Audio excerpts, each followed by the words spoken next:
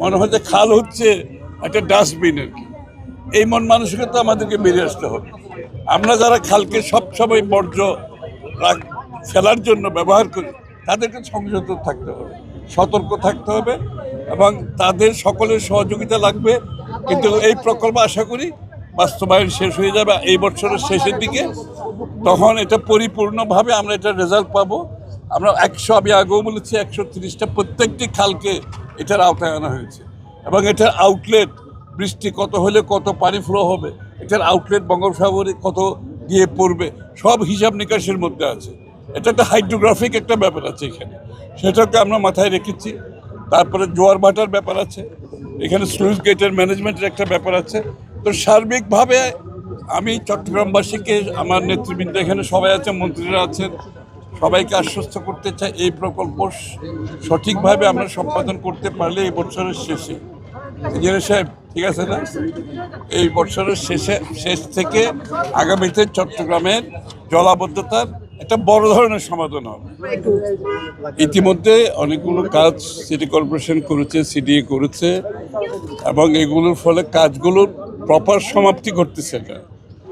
এই জন্য বিভিন্ন জায়গায় বিষয়গুলো আটকে আছে। জলাবদ্ধতাটা পরিপূর্ণভাবে যে প্রজেক্টের যে উদ্দেশ্য ছিল সেটা সফলভাবে বাস্তবায়ন হচ্ছে না। এই জন্য আমরা দেখছি যে কোথায় কোথায় সমস্যাগুলো আছে।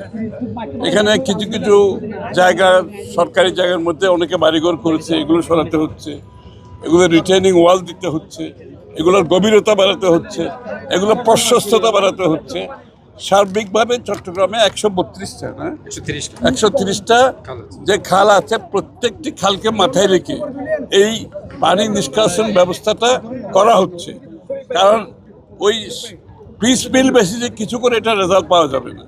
এই জন্য সমস্ত 130টা খাল এই প্রকল্পের আওতায় পরিপূর্ণভাবে যাতে কাজটা সম্পাদনের মাধ্যমে পানি নিষ্কাশন হয়, এই জন্য আমরা এবং জোয়ার ভাটার বিষয় আছে, এগুলোর গভীরতার বিষয় আছে, এগুলো প্রশস্ততার বিষয়, কত বৃষ্টি হলে কত পানি ফ্লো করবে, এগুলো সব হিসাব নিকাশ করে কাজটা করা হচ্ছে।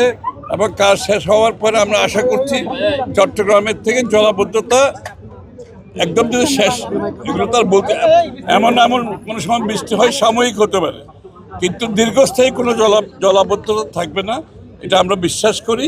এবং সবচেয়ে বড় কথা হচ্ছে এটা একটা ম্যানেজমেন্ট। এই প্রকল্পটা শেষ হওয়ার পরে এটা একটা ওভারঅল ম্যানেজমেন্ট। বর্ষার পরে এই প্রকল্পগুলো পরিপূর্ণভাবে সম্পাদন হবে এবং এরপরে আমরা আশা করি চট্টগ্রামের জলাবদ্ধতার যে সমস্যা, পানি নিষ্কাশনের যে সমস্যা, এগুলোর সমাধান হবে আমরা আশা করি।